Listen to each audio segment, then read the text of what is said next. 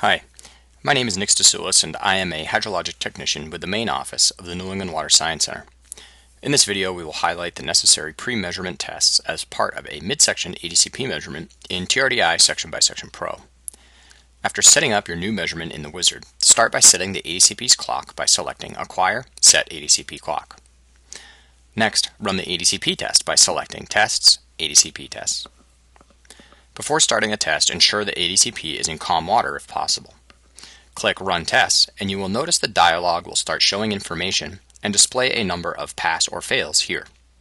The number of tests run will vary with instrument. If there are failures, try moving the ADCP to a different location and running the test again.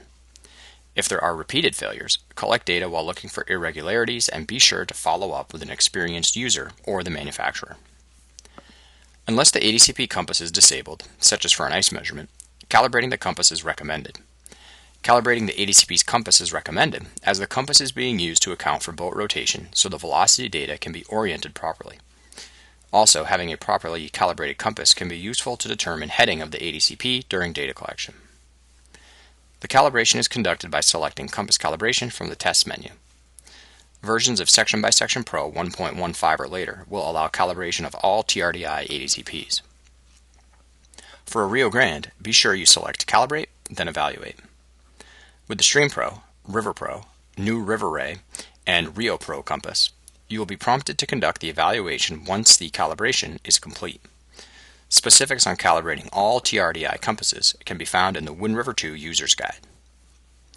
The last important check on the ADCP is to perform a water temperature check. First, start the instrument pinging by pressing F4.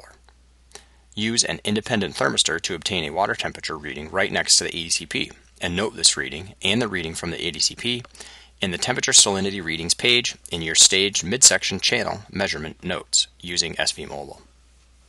The ADCP temperature is easily obtained here. These readings should be within 2 degrees Celsius before you begin data collection. The Stream Pro can take a particularly long time to equilibrate, so make sure this comparison is done before collecting any data. To be clear, since bottom tracking is not being used, midsection ADCP measurements do not require moving bed tests.